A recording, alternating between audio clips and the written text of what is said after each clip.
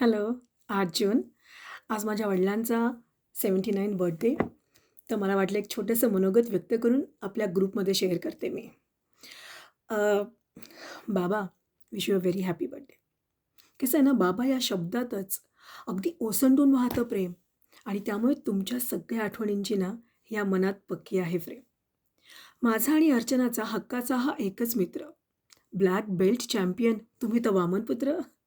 सिंधू आजीसारखेच तुम्ही आहात अगदी काटक. अहो, म्हणून नलिनीसारखी बायको पण मिळाली एकदम टकाटक.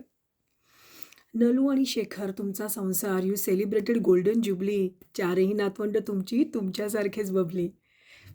2 मुली असल्याचा तुम्हाला कायमच होता अभिमान. अहो, कित्येक अडचणी आलात, पण डगमगला नाही हा स्वाभिमान.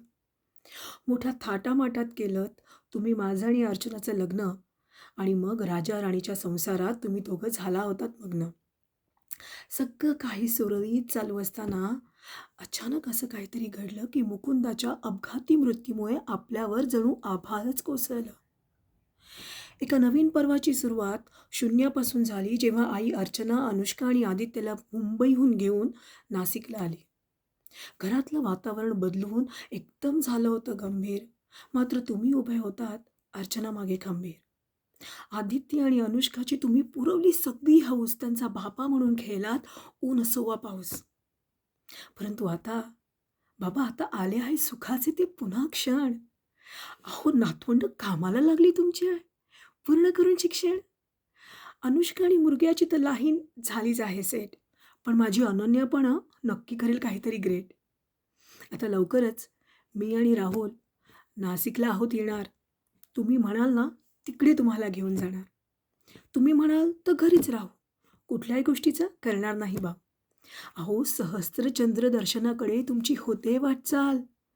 बाबा, दगदग कमी करा, जरा कमी करा हां हालचाल. आणि काय ना आता, अजिबात घेऊ नका दुसऱ्या कुणाचंही टेन्शन.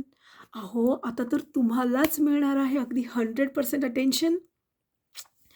तुम्हालाही माहिती आहे हो बाबा, तुमच्यासारखीच आहे मी. देवपूजा वगैरे विशेष नाही करत.